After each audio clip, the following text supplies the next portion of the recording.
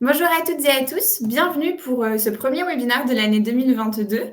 Merci d'avoir répondu si nombreux à notre invitation. Vous pouvez poser toutes vos questions sur le chat qui se trouve à votre droite au fil du webinaire et nous y répondrons lors d'une session de questions-réponses en fin de présentation. Pour la démo, vous pourrez mettre en plein écran grâce à l'icône qui se trouve en bas à droite. Je vous laisse donc en compagnie de nos experts Pablo et Christophe pour découvrir les bonnes raisons de passer au parapheur électronique dans un contexte de télétravail. Je vous laisse la Merci parole. Emma. Bonjour à toutes et à tous. Donc, en effet, on va passer 45 minutes ensemble sur ce sujet qui est le parapheur. Donc, au programme de la journée, alors je vais peut-être partager mon écran, ce sera beaucoup plus simple. Hop.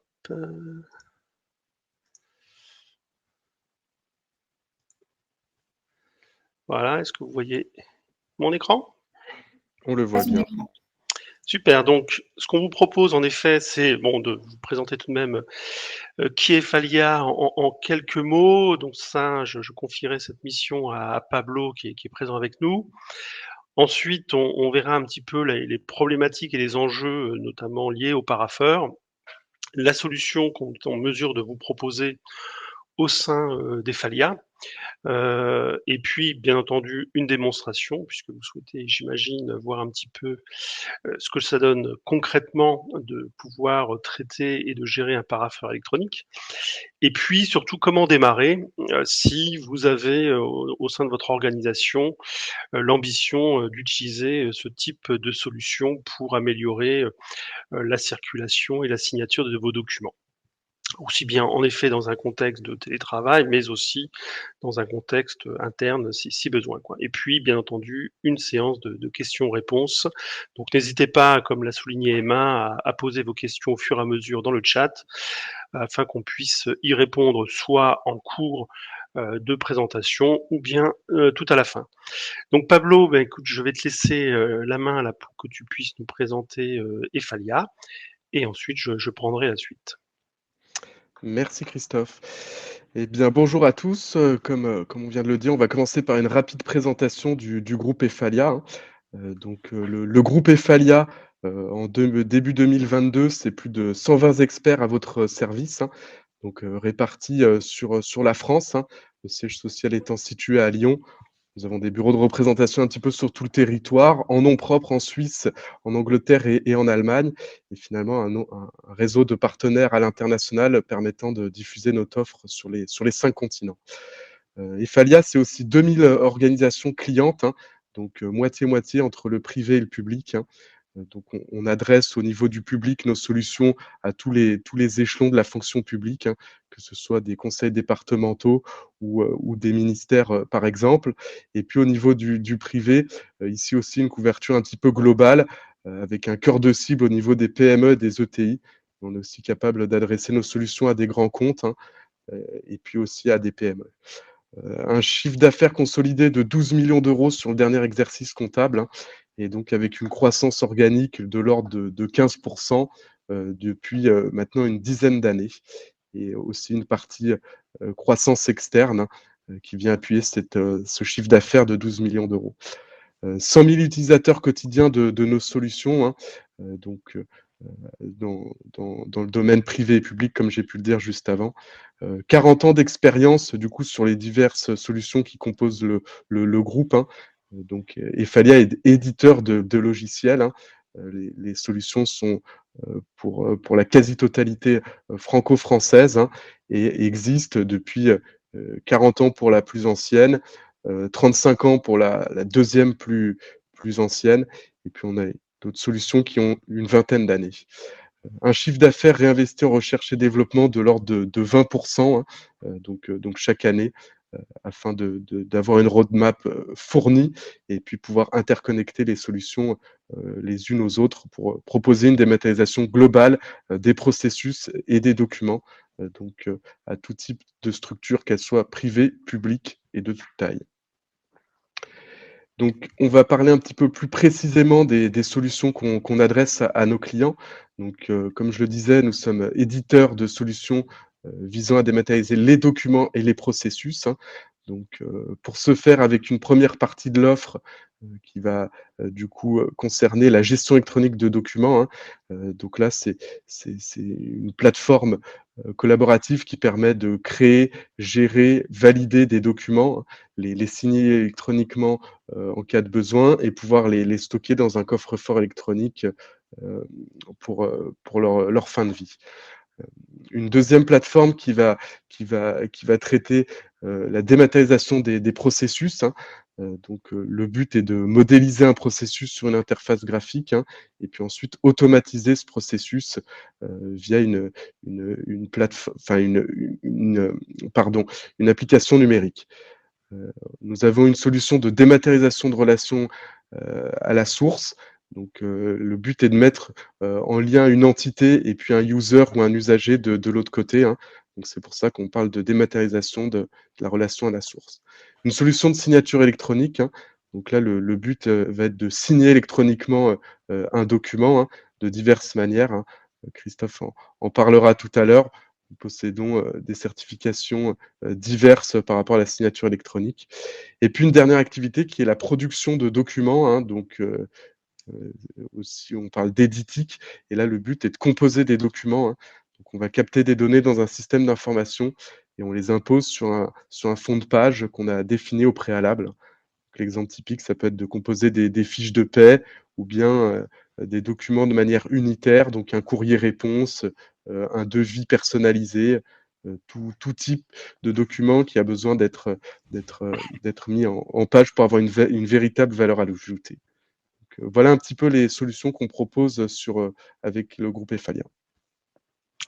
Bien, merci Pablo. Donc je vais reprendre la main sur cette présentation pour aborder notamment ce sujet du parapheur et éventuellement dans un contexte de télétravail. Alors peut-être quelques éléments justement sur le télétravail, quelques chiffres qui proviennent de l'ADEME. Donc c'est plus une étude réalisée en 2020, notamment dans le cadre d'une étude zéro papier. Et aujourd'hui, voilà, il y a à peu près un quart des travailleurs français, si je puis dire, qui sont en télétravail assez régulièrement, et donc plus de la moitié des cadres finalement pratiquent aujourd'hui le télétravail. Donc c'est quelque chose qui est quand même assez important, et donc la nécessité finalement d'avoir des outils adaptés à ce contexte de télétravail, sachant que le nombre de jours par semaine, bien entendu, lorsqu'on est en période notamment là de Covid, le nombre de jours est important, mais en moyenne, on est à plus de 3 jours par semaine en termes de télétravail. En revanche, le point important, là, c'est plutôt la dernière ligne, puisque 40% des managers, finalement, soulignent une difficulté de gérer et donc d'avoir finalement des équipes à distance. Et cette difficulté, en dehors de certains contextes psychologiques, etc., est principalement liée à la fluidité des processus. Donc c'est sur ce sujet-là qu'on va s'intéresser aujourd'hui. Bien entendu, il ne faut pas ignorer les autres difficultés, mais en tout cas, c'est sur celle-ci qu'on va nous faire le focus et sur celle-ci sur lesquelles on peut apporter en effet des réponses. Puisque finalement l'éloignement géographique, lorsqu'on est en mode télétravail, ou bien ça peut être aussi avec des entités ou des filiales qui ne sont pas forcément physiquement au niveau du siège, on se aperçoit que valider, signer des documents, ça peut être très très vite un parcours du combattant, si je peux dire, si on n'a pas les bons outils. Et dans ce cas-là, on va être condamné, entre guillemets, à envoyer les informations par mail, s'assurer que les validations ont bien été faites. Donc vous savez comme moi, j'envoie un mail à une personne qui renvoie un mail à une autre personne. Je serai incapable de savoir où ça en est. Il va falloir que je m'assure, à moins que je sois en copie, ou bien que j'appelle pour savoir un petit peu où ça en est. Si on souhaite ensuite signer ce document, ça va impliquer d'imprimer ce document, de le signer, éventuellement de le rescanner, de le renvoyer par mail. Bref, toute une série de tâches extrêmement chronophages, à risque aussi, puisque signer un document et le rescanner n'a aucune preuve valeur juridique, si je puis dire. Donc on est quand même dans un contexte un petit peu difficile lorsque l'on n'a pas justement ces outils adaptés dans un contexte de télétravail. Et bien entendu, ce qui est valable à l'externe est aussi valable à l'interne pour des collaborateurs qui seraient au niveau de physiquement en présentiel dans l'organisation.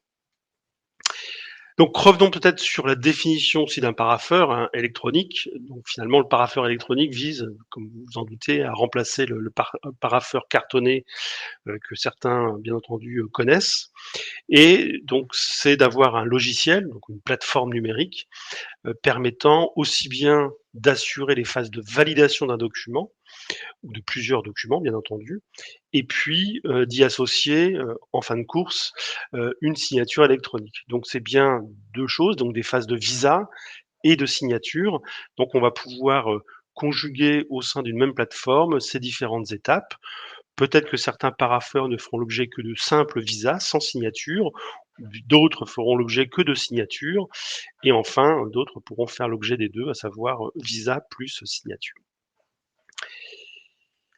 Donc les enjeux derrière tout ça, eh bien ils sont pluriels. On avait cité 3 dans l'introduction de ce webinaire, donc les 3 bonnes raisons de passer à un parapheur électronique. Elles sont d'ordre, bien entendu, économique, c'est-à-dire que dans la mesure où on est sur une plateforme digitale, on va, donc gagner du temps dans l'accès à l'information. Donc forcément des gains de productivité, puisqu'on n'aura plus à rechercher des emails ou savoir où ça en est et cetera. Donc l'intérêt, c'est d'apporter la bonne information à la bonne personne au bon moment. Et puis, sur un autre aspect économique, c'est la réduction, donc là plutôt des coûts d'impression et de stockage, puisque on va être en effet dans une approche zéro papier. Donc bien entendu, on va diminuer les coûts associés à tout ce qui est périphérique à cette gestion de validation de documents. Et puis, dans la mesure où, la plateforme est disponible finalement aussi bien à distance, en home office, donc télétravail ou au bureau, j'ai plus à me soucier finalement d'embarquer avec moi, ces fameux, parapheurs, carton par exemple. Donc 1er point donc, c'est un aspect économique. 2e point, ça va être aussi des gains multiples, alors liés justement à ces plateformes digitales, donc la sécurité bien entendu, puisque l'accès à la plateforme est associé à un profil, donc à un login mot de passe et tout le monde ne va pas pouvoir faire tout et n'importe quoi sur le parapheur. De la confidentialité, de la fiabilité puisque on va être en mesure de tracer aussi, toutes les informations et savoir qui a fait quoi au sein du parapheur. Et puis au final, eh bien, pouvoir délivrer plus rapidement, le parapheur, donc le document signé à, l'entité ou, la personne, destinatrice de ce document, signé. Donc fatalement, donc une amélioration de la satisfaction client, alors soit client interne ou bien entendu externe. Et puis le 3e point, donc là c'est en marge un petit peu de ces enjeux, mais c'est important de le souligner. On rentre là typiquement dans une valorisation de la marque un petit peu employeur, puisqu'on va utiliser des outils modernes, aussi bien vis-à-vis de ses collaborateurs que de l'externe, donc une démarche aussi écologique. Et puis une meilleure image en fin de compte de l'entreprise quant à l'usage de ces plateformes, digitales. Voilà, donc ce sont les 3 points qu'on souhaitait mettre en avant, sur alors il y en a bien d'autres, mais il me semble que voilà, la partie économique, bien entendu, rentre en jeu pour une bonne part et puis les gains multiples liés principalement à la sécurité et à la confidentialité de l'information. Alors, qu'est-ce que l'on propose derrière tout ça? Donc nous, une solution, donc Pablo l'a souligné, Efalia propose une solution plurielle sur, l'ensemble de la chaîne de la dématérialisation et le parapheur en fait partie. Donc il est construit à partir de notre, solution de gestion de processus, parce que finalement un parapheur, c'est ni plus ni moins qu'une gestion de process, pour lequel on va, y associer des documents. Donc on a construit ce parapheur sur notre plateforme de business process management, qui est finalement une plateforme générique nous permettant de traiter n'importe quel type de processus. Et donc, on a verticalisé cette plateforme pour en faire un parapheur, ce qui va lui conférer finalement un haut degré de personnalisation si on le souhaite. Donc, on va, au travers donc de cette solution, pouvoir bien entendu viser et signer depuis n'importe où. Y apporter, comme on l'a vu, des gains, parmi les gains multiples, du gain de temps, traçabilité, Point important, on va pouvoir aussi collaborer, typiquement sur les documents que je vais intégrer dans le parapheur, je vais être en capacité de pouvoir éventuellement annoter certains documents annexes pour y apporter un petit peu plus d'informations. On est aussi, bien entendu, dans une démarche zéro papier. Et puis, chose que n'apporte pas un parapheur cartonné, c'est tout le pilotage et le suivi en temps réel, de savoir où en est le parapheur, où est-ce que qui est en train de signer, qui est en train de valider, et cetera, et cetera. Donc une vision temps réel de ce tableau de bord, enfin de l'ensemble des tableaux de bord de pilotage des parapheurs. Et puis, cette solution, comme j'ai pu le souligner à l'instant, elle est donc 100% personnalisable. Donc nous, on a bien entendu mis à disposition de nos clients donc une solution déjà prête à l'emploi, mais si elle ne convient pas entièrement à l'usage que vous voulez en faire, on peut bien entendu la personnaliser via notre outil, notre studio finalement de composition d'applications qui est Worky Designer. Donc on va, au travers de ce parapheur, pouvoir assurer donc des circuits de visa avec N niveaux. Il y a aucune limite en termes de nombre de visas.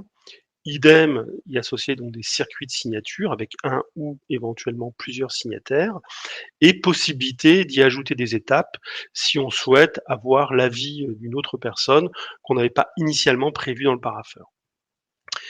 Donc soit on a deux façons de créer des parapheurs, soit à partir de templates, donc de modèles, on va pouvoir définir dans le parapheur des modèles de circuits qui vont être utilisables et réutilisables par toute une série d'utilisateurs, ou bien qu'on va pouvoir restreindre à une population donnée. Comme je l'ai souligné, donc annotation en ligne sur les documents, on va assurer des signatures, donc soit de la signature simple type cachet serveur par exemple, ou bien on a la capacité de faire signer des documents par des tiers qui seraient externes à votre organisation. Par exemple, vous voulez faire signer un contrat ou un document type devis auprès d'un client, on peut tout à fait adresser ce document pour signature par le client. Donc là, ce sera une signature toujours simple par code PIN. Donc ça nécessitera tout de même d'avoir l'adresse email du destinataire plus son numéro de téléphone pour qu'il puisse recevoir le code PIN et signer le document. Et troisième niveau de signature, la signature qualifiée, donc qualifiée au sens EIDAS du terme, hein. Et là, ça nécessitera en revanche, de votre côté, l'acquisition donc d'une clé cryptographique, donc délivrée par une autorité de certification, hein. Donc on peut tout à fait, sur le parapheur, signer électroniquement des documents, notamment avec une signature qualifiée. Et puis, dernière partie, les tableaux de bord, je l'ai évoqué, donc pour pouvoir suivre et piloter l'ensemble des parapheurs, soit avec des tableaux de bord type texte, mais aussi graphiques à l'aide de statistiques, par exemple. Voilà, donc on va passer à la démonstration afin que vous puissiez voir un petit peu le contexte d'utilisation du parapheur. Donc on va faire un exemple assez simple où une personne va donc finalement, donc en l'occurrence Bob, hein, va initialiser un parapheur et ensuite définir 2 viseurs et enfin un signataire pour qu'il puisse signer. Donc je vais juste changer d'écran.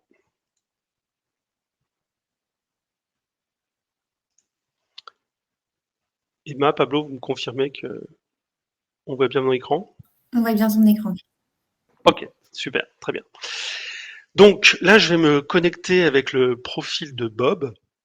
Et après, je vous présenterai un petit peu plus le côté administration, mais ce qu'il faut savoir, c'est dans le parapheur, on peut finalement construire des circuits selon 2 modes, soit librement, c'est-à-dire que je vais être capable de définir qui valide mes documents, et là, je vais pouvoir les choisir arbitrairement et librement selon la typologie de documents, ou bien ça peut être des circuits hiérarchiques, donc là qui vont être complètement calculé par rapport à la position hiérarchique de l'utilisateur qui lance le parapheur. Et pour cela, le parapheur vous permet de construire votre propre hiérarchie. Alors soit, en effet, elle est interne au système parce qu'on n'est pas capable finalement d'aller chercher de l'information dans un référentiel externe. Si ce référentiel externe existe sous forme de hiérarchie, on pourra bien entendu s'appuyer dessus. Donc là, je vais me connecter avec le profil de Bob, qui veut lancer donc un circuit lié à un parapheur. Donc j'ai une interface web me permettant d'avoir ici différents tableaux de bord, ce que j'ai à faire notamment, qu'est-ce qui est en cours de validation. Donc là, je vais voir tous les parapheurs qui sont en cours, ce qui éventuellement a déjà été signé, donc tous les parapheurs que j'ai initialisés pour lesquels il y a déjà eu des signatures, par exemple. Ce qu'il faut savoir aussi, c'est que cette plateforme là où j'ai accès directement à mon parapheur, elle est capable d'absorber et de gérer différents types d'applications. Donc là, je suis sur le parapheur, mais rien n'empêche Bob d'aller sur d'autres applications qui ont été conçues toujours à l'aide de notre plateforme de BPM ou Worky, en l'occurrence une gestion de courrier, une application de gestion d'achat, de gestion de non-conformité, etc., etc. Donc la particularité de notre offre aussi, c'est de pouvoir proposer aux utilisateurs un guichet d'accès unique à différentes applications qui ont été conçues à l'aide de notre studio de composition d'applications qui s'appelle Worky. Donc là, on va se focaliser aujourd'hui exclusivement sur le parapheur. Donc si, bien entendu, Bob ne dispose que d'une application qui est le parapheur, il ne pourra accéder, bien entendu, qu'à cette partie-là. Donc si je veux initialiser un parapheur, je n'ai qu'à cliquer sur ce petit bouton ici, et ça va m'offrir un formulaire finalement, avec un certain nombre de métadonnées que je vais pouvoir renseigner. Donc là aussi, bien entendu, c'est un exemple de formulaire qu'on peut tout à fait personnaliser, c'est-à-dire enlever certains champs parce que ça ne me semble pas utile, ou bien on peut tout à fait en rajouter si vous souhaitez enrichir un petit peu la liste des métadonnées pour un parapheur. Donc là, on rappelle qui est Bob. Donc je m'appelle Bob, je suis responsable du SI Pay. On va pouvoir calculer une référence automatique du parapheur, donc référence qui est aussi personnalisable. Et puis ici, la date de création. Donc là, ces champs-là sont volontairement en lecture, mais on pourrait aussi les rendre éditables, si je puis dire. Et puis ensuite, on va retrouver deux zones. Quels sont les documents à valider ou bien à signer? Et puis éventuellement des annexes complémentaires qui, elles, ne feront pas l'objet d'une signature, mais qui sont là pour enrichir les documents à valider. Donc je vais pouvoir soit faire du glisser-déposer directement dans cette zone-là, ou bien je vais aller chercher des documents qui m'intéressent. Moi, je veux faire signer par exemple un devis concernant une solution de démat. Alors je peux être soit sur un type de document qu'on voit ici, que je souhaite faire signer, mais rien ne m'empêche d'avoir plusieurs documents qui seraient éventuellement ici le devis plus la facture associée. D'accord?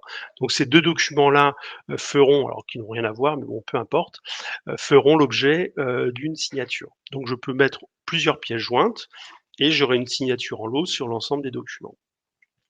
Et je vais pouvoir aussi y ajouter éventuellement des pièces complémentaires qui seraient par exemple une proposition que je souhaite annexer à ce document. Donc proposition que l'on voit ici. D'accord? Donc là, je retrouve les documents que je souhaite faire signer et les pièces annexes.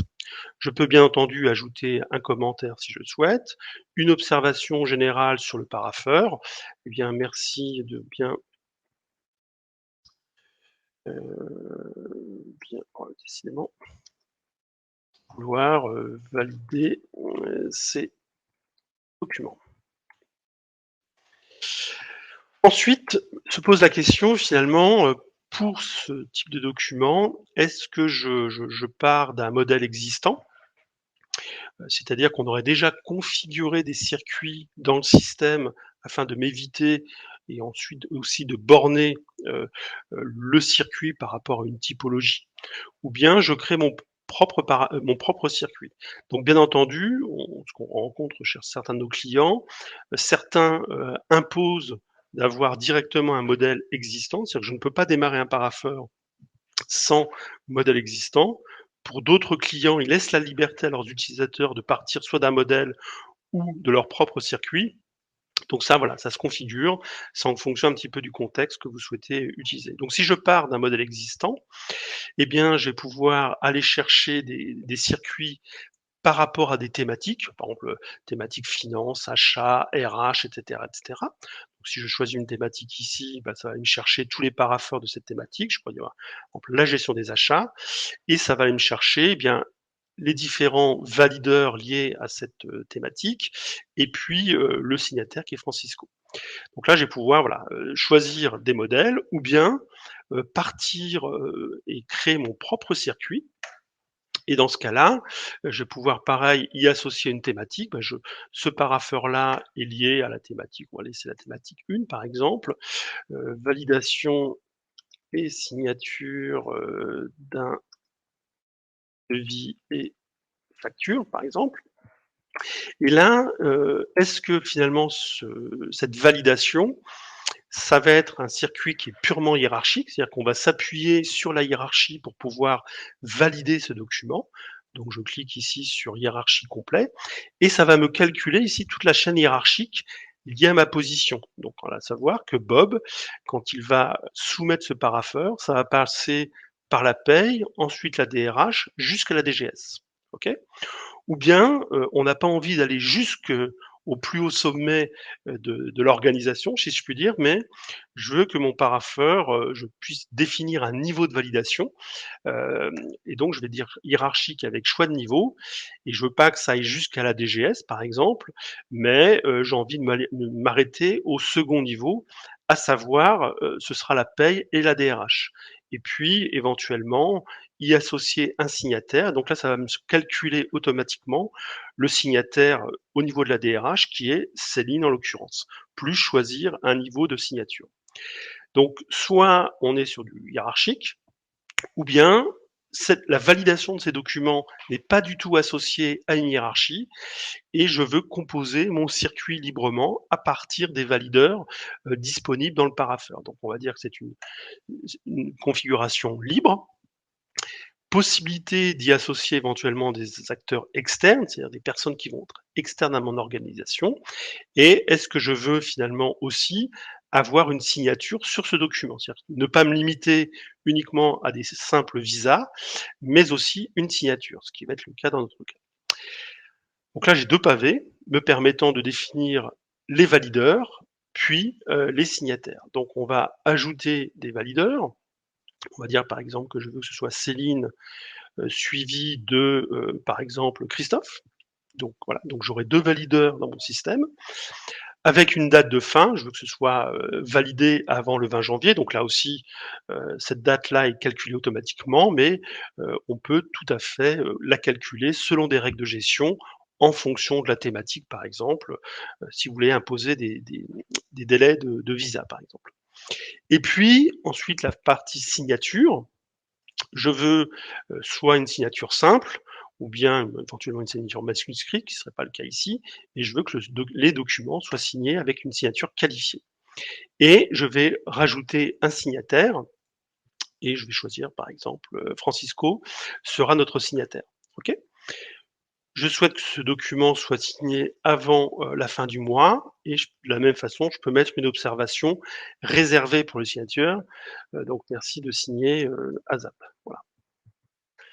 Donc là, Bob a rempli, excusez-moi, son parapheur, donc avec les 2 documents à signer, les annexes et n'a plus qu'à envoyer. Donc je pourrais l'enregistrer en mode brouillon ou bien, pour revenir dessus après ou bien l'envoyer ici, c'est ce que je vais faire.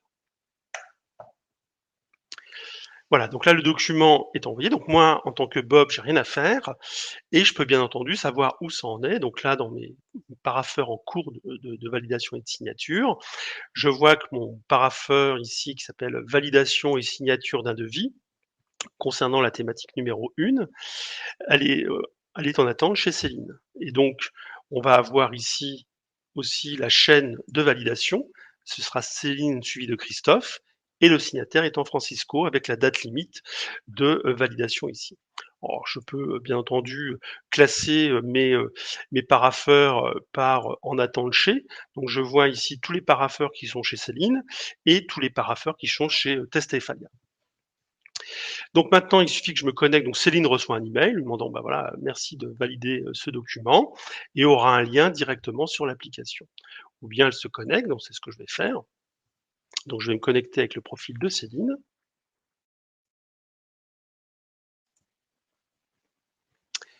Céline donc dispose dans sa vue affaires de l'ensemble des documents qu'elle doit traiter, donc sur lesquels elle participe au sein du parapheur. Et elle a notamment la fameuse référence 895 ici, où on lui demande donc d'apposer donc sa validation sur signature d'un devis et facture. Donc on va l'ouvrir. On retrouve ici les 2 documents, donc les informations qui ont été saisies par Bob. Et de toute façon, j'ai la trace ici de ce qui a été fait, hein. Donc Bob a bien envoyé, a démarré le parapheur, il l'a envoyé pour validation, et Bob étant le responsable des SIPAY. Donc j'ai toutes les informations liées à ce parapheur, donc qui ont été saisies, les 2 documents que je suis censé valider, donc en l'occurrence ici le devis plus la facture que je visualise ici, et puis la proposition qui a été mise aussi en annexe. D'accord? Moi, en tant que valideur, j'ai plusieurs possibilités. Soit je rejette, bien entendu, ces documents, ils ne me conviennent pas. Soit je valide, dans ce cas-là, ça passe à l'étape suivante. Ou bien, j'ai envie de demander finalement l'avis de quelqu'un, sur ce document. C'est-à-dire que typiquement sur la proposition ici, il y a des choses qui me chagrinent un peu. Donc je vais pouvoir éditer, le PDF, y apporter, éventuellement, une annotation, quelconque, sur le document. Par exemple ici, on va mettre, un petit élément, et puis hop, un petit commentaire. Merci, de me dire si OK pour, toi, par exemple. Donc là, je mets directement mon petit commentaire, dans le PDF, et puis je vais demander l'avis à, quelqu'un qui n'était pas prévu au départ. Donc là, merci de me donner ton avis, et là, bien, je vais aller, chercher un utilisateur, par exemple Valérie, voilà, et à Valérie, qui n'était pas prévue initialement dans le parapheur, je vais lui demander son avis par rapport à ça. Par contre, je souhaite qu'elle me donne son retour avant demain, et si d'ici demain, elle n'a pas redonné son retour, ça me reviendra automatiquement pour que je puisse, décider finalement si je continue ou pas. Donc là, je vais pas le valider directement, je vais demander un visa, supplémentaire auprès de Valérie. Donc là, ça disparaît de ma liste de tâches, donc moi je n'ai rien à faire, à nouveau sur ce parapheur. Je suis en attente d'un avis d'une tierce personne qui est Valérie. Donc Valérie, bien entendu, de la même façon, reçoit une information ou bien se connecte. Elle va retrouver ici, une tâche à faire, à savoir, il lui faut apporter un retour auprès du valideur. Donc là, elle a de la même façon les documents, concernant, cette validation, plus le petit commentaire de Céline ici, «Merci de me donner ton avis». Donc elle va pouvoir ouvrir, bien entendu, la proposition, voir, les commentaires, et là, typiquement, elle voit que Céline il merci de dire aussi «OK» pour toi. Moi, je vais pouvoir ici apporter mon commentaire «OK, RAS» de mon côté. Donc là, on est vraiment, vous voyez, en marge du parapheur, on est vraiment sur du collaboratif où, sur un document, on va pouvoir apporter des commentaires, des observations, donc des documents annexes, pour compléter, le circuit de validation et éviter qu'il y ait systématiquement des rejets, et parce qu'on s'aperçoit que globalement, 1/4 des parapheurs n'arrivent pas au bout parce qu'il manquait une information, et cetera, et cetera. Donc là, l'idée, c'est vraiment de fluidifier ces process et d'apporter un maximum d'informations aux signataires pour qu'ils puissent signer en toute connaissance de cause. Donc là, j'ai apporté, mon visa, supplémentaire, donc ça disparaît de ma liste de tâches, et c'est reparti donc chez Céline qui avait demandé cet avis auprès de Valérie pour qu'elle puisse prendre cette décision. Donc Valérie est informée, Céline, excusez-moi, je me perds dans mes utilisateurs. Donc Céline reprend la main et va maintenant pouvoir donner son accord, sur ce document. Donc là, dans la trace, on voit que donc toujours Bob a démarré le parapheur, Céline a demandé un avis et Valérie a pris en compte avec un retour valideur, qui est donc en l'occurrence Céline. Donc là, on a notre historique qui a été mis aussi à jour, le commentaire initial de Céline, merci de me donner ton avis, le retour de Valérie, OK, RAS pour moi. Bon, bah, puisque tout est bon, je valide ces documents. Céline plutôt, a terminé sa mission. Dans notre parapheur, ça en est où? Bah, maintenant, c'est parti chez Christophe, parce que souvenez-vous, la chaîne de validation initiale, c'était qui? C'est Céline suivie de Christophe. Donc Céline a fait une bifurcation en demandant l'avis de Valérie. Maintenant, c'est à Christophe de jouer pour pouvoir valider ce document qui ensuite passera en signature. Donc Christophe se connecte et va pouvoir ensuite valider ce document. Donc il l'ouvre, donc de la même façon, il pourrait lui-même aussi demander un avis, hein, il n'y a pas de raison. Il a les différentes traces et je vais aussi le valider. Voilà, donc là, la phase de visa est terminée. Bien entendu, Bob, à l'origine du parapheur, sait exactement où ça en est et sait que maintenant que c'est chez Francisco, qui est notre signataire du système, hein, pour validation. La preuve. Et Christophe le sait aussi, puisque quand je vois que c'est en cours de validation ou signature, maintenant c'est chez Francisco qui va pouvoir rejeter ou signer. Donc là, on n'est plus dans du visa, on est dans de la signature. Donc Francisco, qui est le dernier échelon, va pouvoir se connecter et cette fois-ci non plus viser le document, mais en l'occurrence le signer. J'ouvre le système, je retrouve ici donc les différentes informations, donc les commentaires apportés par les viseurs, l'observation qui avait été demandée par le signataire, donc merci de signer à ZAP, et là je retrouve les documents, donc à savoir le devis qui est ici, voilà, plus la facture qui est ici. Voilà. Et puis la proposition, donc avec les commentaires. Et moi, ici, on m'offre finalement une vision sur les différents certificats disponibles sur mon poste. Donc là, je suis sur de la signature qualifiée. Alors moi, je ne dispose pas de clé cryptographique, j'ai des certificats auto-signés. Donc je vais choisir mon certificat, donc en l'occurrence le certificat de Francisco, pour pouvoir signer ces documents, à savoir la facture et le devis. Et je signe. Bien entendu, je pourrais rejeter sans aucun problème. Voilà, donc là, la signature est en train de se faire. Et voilà, donc les documents sont maintenant signés et ils sont disponibles dans l'onglet Signer. Donc si je retourne chez Bob, qui était à l'origine de ce parapheur, Bob, finalement, on va lui demander de prendre en compte la signature pour pouvoir éventuellement classer ce document. Pourquoi pas le déposer dans le coffre-fort numérique proposé par Efalia, c'est-à-dire qu'on va pouvoir déposer le ou les documents signés au sein de notre coffre qui s'appelle MGSafe. Donc si j'ouvre ce parapheur, j'ai cette fois-ci eh bien, le document, à savoir devis, avec ici la signature, donc le petit cachet qui a été opposé sur ce document, donc signé électroniquement par Francisco. Et pareil pour la facture, où je retrouve l'information signée. Donc les deux documents ont été signés en même temps sur une seule action. Et si je télécharge via Acrobat Reader, par exemple, ce document,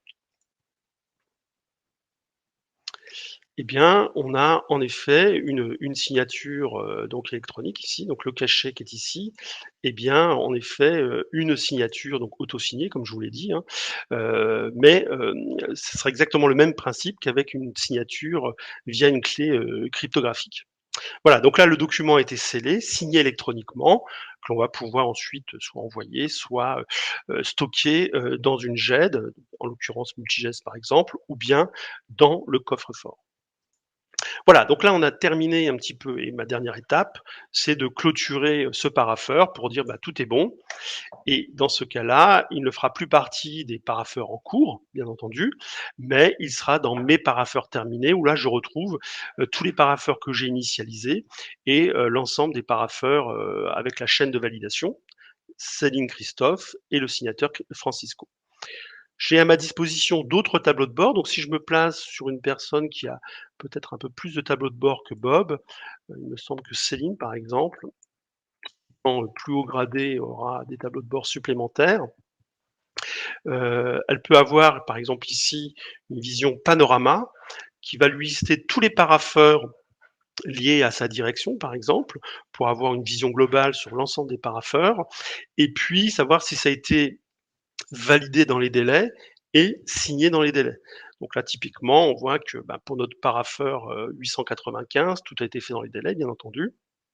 En revanche, on voit que la validation pour celui-ci n'a pas été fait dans les délais. Donc ça vous permet d'avoir un petit peu un pilotage assez fin. Et puis on peut avoir d'autres tableaux de bord, type par exemple reporting.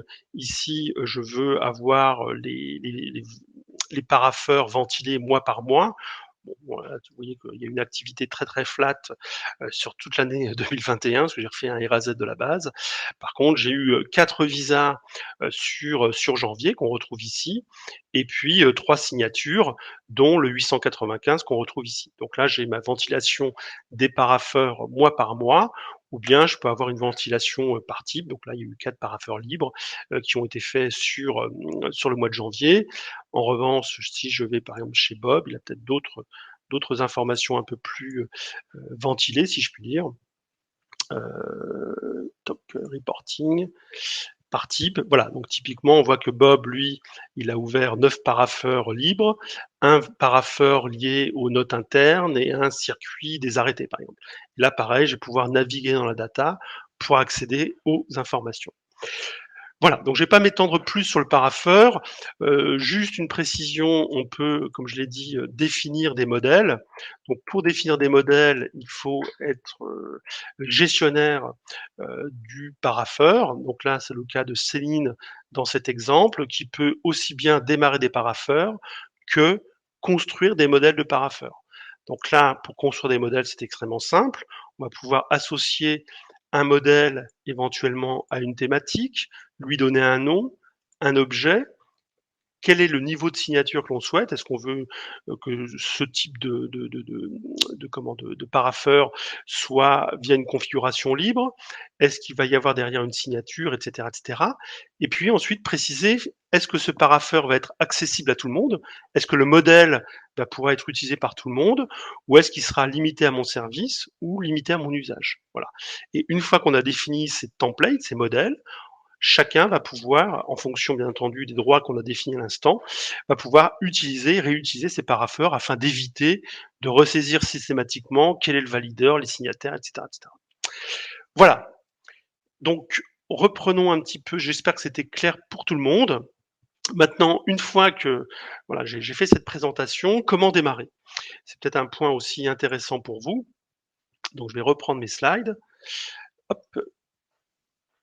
Vous me confirmez qu'on voit toujours les slides là? Slide, il n'y a pas de souci. Ok, merci Pablo. Alors comment aborder un tel projet? Alors, finalement, on s'aperçoit que mettre en place un parapheur, en dehors des aspects purement, techniques, si je puis dire, c'est avant tout un projet d'organisation, hein. C'est un projet organisationnel qui va toucher, plusieurs choses. D'un côté, déjà, les documents. Quels sont les documents, qui relèvent réellement d'un besoin de validation et de signature, hein? Ça sert à rien d'imaginer des parapheurs sur des choses qui n'ont pas d'intérêt en termes de validation.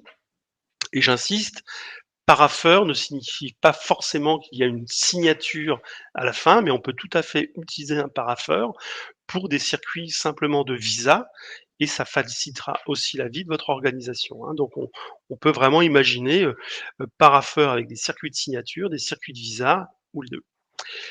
Prendre en compte aussi l'aspect juridique. On l'a vu que la signature que l'on va apposer sur un document, on peut y apporter différents niveaux de signature, et donc ça va être lié aussi au type de document que vous souhaitez signer.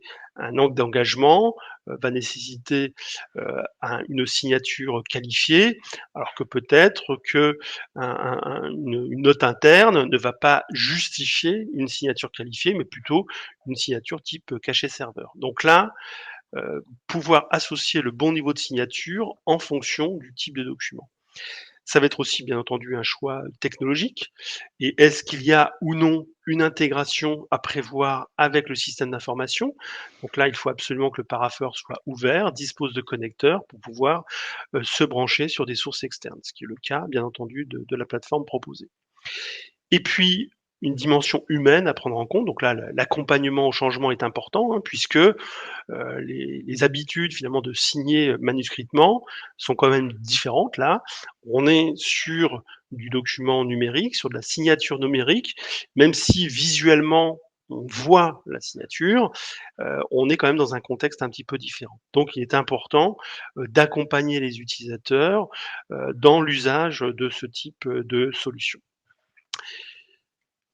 Et ensuite, pour pouvoir démarrer, une fois qu'on identifie en effet ces documents, ces niveaux de signature, c'est de démarrer aussi, de façon, agile et surtout itérative. C'est-à-dire que ça sert à rien d'imaginer le parapheur pour tout et pour tout le monde tout de suite, puisque, à notre avis, il est bon quand même de démarrer éventuellement par une direction pilote, tout en appliquant quand même un niveau de hiérarchie élevé, puisque les signataires sont généralement au niveau de la direction générale. Donc, on ne peut pas se limiter à un service pour lequel la hiérarchie ne serait pas impliquée. Donc, importance éventuellement d'identifier une ou plusieurs directions pilotes avec en effet un niveau de hiérarchie élevé. Identifier des types de circuits au sein de cette direction pilote, quitte à déborder sur d'autres services transverses si on est sur du circuit libre par exemple. Mais en tout cas, rester fidèle à cette direction pilote. Donc expérimenter donc sur des circuits, hein, même s'ils sont pas forcément on va pas couvrir tout le périmètre de la direction pilote, mais voilà, c'est de démarrer en tout cas par une liste de documents, une liste de signatures que vous souhaitez apposer sur ces documents. Et puis comme j'ai souligné tout à l'heure, l'accompagnement au changement, donc il faut absolument accompagner et former la direction, enfin les personnes impliquées sur cette partie pilote. Et puis, derrière tout ça, il y a Efalia, hein, donc on a Pablo l'a souligné, hein, donc de nombreux experts à votre disposition pour vous accompagner dans ce chantier. On a bien entendu une expérience, vous l'avez compris, dans le domaine de la dématérialisation en général et sur des parapheurs en particulier. On peut bien entendu organiser une démonstration personnalisée de ce que je viens de vous présenter au sein d'un public, au niveau de votre organisation, hein, donc plus large. On peut tout à fait, programmer ça sous forme d'une présentation d'1 heure et puis, vous accompagner sur une première démarche, finalement pour faire un audit, une première cartographie des flux, sur une démarche de 1 à 3 jours et surtout vous apporter des préconisations en termes de mise en place. Voilà. Donc pour ce qui me concerne, j'en ai terminé et on va peut-être en effet, passer, aux questions-réponses si, il y a des questions, sur, ce que je viens de vous présenter. Merci beaucoup Christophe pour cette démonstration et cette présentation très intéressante.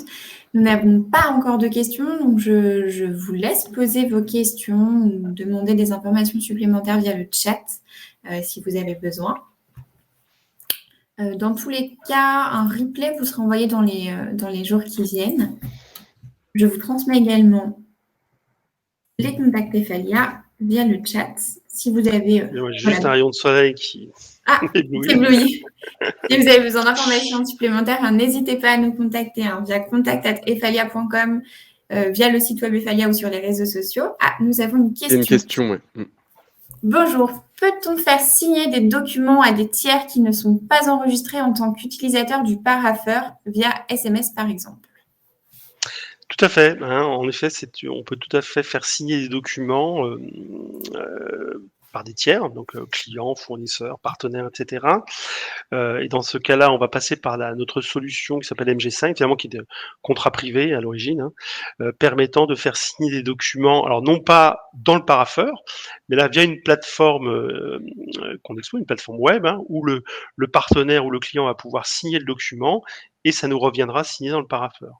Donc, pour cela, en revanche, il faut disposer du numéro de mobile, de téléphone de la personne signataire ou des personnes signataire, puisqu'on peut éventuellement faire signer plusieurs personnes, et puis son adresse mail pour pouvoir lui envoyer le lien de signature sur la plateforme. Mais tout à fait, on peut combiner et la signature interne, donc des personnes connues de notre organisation, mais aussi des personnes externes non connues par l'organisation. Merci Christophe. Ce parapheur est-il intégrable dans Citizen? Alors Citizen, pour ceux qui le connaissent, dispose de son propre parapheur aussi. Donc là, on est quand même sur une logique un peu différente, mais c'est tout à fait possible. Mais c'est vrai que Citizen a aussi sa propre plateforme de parapheur intégré. Et donc, si vous êtes utilisateur de Citizen ou vous envisagez de l'être, voilà, je conseillerais plutôt d'utiliser les briques déjà imbriquées et intégrées dans Citizen, quoi. Une autre question, vous parlez d'un coffre-fort électronique, est-il agréé données de santé? Alors on a le coffre-fort électronique, donc le coffre-fort numérique, lui est certifié AFNOR. Donc c'est-à-dire qu'on a eu la certification, pour pouvoir avoir ce terme de coffre-fort numérique certifié, il faut avoir une certification. Donc en l'occurrence chez nous c'est l'AFNOR qui a chaque année audite notre solution de coffre-fort numérique pour pouvoir le présenter en tant que coffre-fort certifié. En revanche, donc ça c'est les composants finalement du coffre-fort qui sont certifiés et validés par l'AFNOR. Si vous souhaitez ensuite avoir un coffre-fort HADS, donc c'est avec hébergement de données de santé, on a un hébergeur qui est habilité données de santé, donc pour faire de l'hébergement de données de santé. Et donc si notre coffre-fort est hébergé sur cette plateforme, on sera conforme à cette réglementation. Et c'est bien deux choses distinctes. Il y a bien d'un côté des composants qui, eux, sont certifiés, et ensuite l'hébergement qui nécessite une autre certification de données de santé. Les deux sont dissociés. Donc si on associe les deux sur une plateforme agréée données de santé, ça le sera. Merci Christophe pour ces précisions. Les documents à valider peuvent-ils être des documents Word ou LibreOffice? Sont-ils modifiables en ligne? Alors oui, parce que on a tout à fait la possibilité. Donc là, j'ai travaillé sur du PDF, mais le parapheur intègre en effet une visionneuse, donc qui est utilisée aussi dans nos autres solutions, en l'occurrence Multigest, pour pouvoir éditer des documents Word ou Office, LibreOffice, voilà, je vais y arriver. Donc ça peut tout à fait être un document Word modifiable en ligne sans avoir besoin d'installer quoi que ce soit sur le poste. Alors, quel est le mode de licensing de MG-Paraph? Est-ce identique à Workey? Alors en effet, on va être sur le nombre d'utilisateurs. Donc là, je vais renvoyer plus la balle chez Pablo, mais le modèle économique étant calculé sur le nombre d'utilisateurs de la plateforme parapheur. Ce qui répond un petit peu à la dernière question qui est quel est le coût de la solution finale. Donc là, ce sera fonction du nombre d'utilisateurs. Donc là, je vous renvoie en effet au commercial, donc Pablo, qui peut tout à fait, en fonction de votre contexte, du nombre en effet de personnes impliquées dans le parapheur, alors peu importe ensuite le nombre de parapheurs ouverts, bien entendu. Et l'autre point étant aussi si vous souhaitez faire de la signature externe, donc là par des tiers, il y aura aussi des coûts de signature. Puisque ça passera par notre plateforme et dans ce cas-là, il y aura un coût aussi à la signature pour les personnes externes. Et pour compléter un petit peu ce que vient de dire Christophe, on a aussi une notion de coût supplémentaire pour les visionneuses dont on a juste parlé avant. Donc la capacité à pouvoir modifier des documents Office directement depuis la plateforme. Voilà un petit peu ce qui conditionne les prix de licence et bien entendu ensuite l'hébergement. Mais n'hésitez pas à en revenir vers nous, à nous parler de votre projet Oui. sur contact@falia.com et on transmettra aux bons interlocuteurs. Je vous remets encore une fois les contacts via le chat, un replay dont vous sera envoyé très prochainement. Je vous remercie beaucoup, messieurs, pour ce webinaire. Merci à tous d'avoir participé. Merci à vous et à très bientôt pour un prochain webinaire. Merci, bonne journée, au revoir. Merci beaucoup. Au revoir.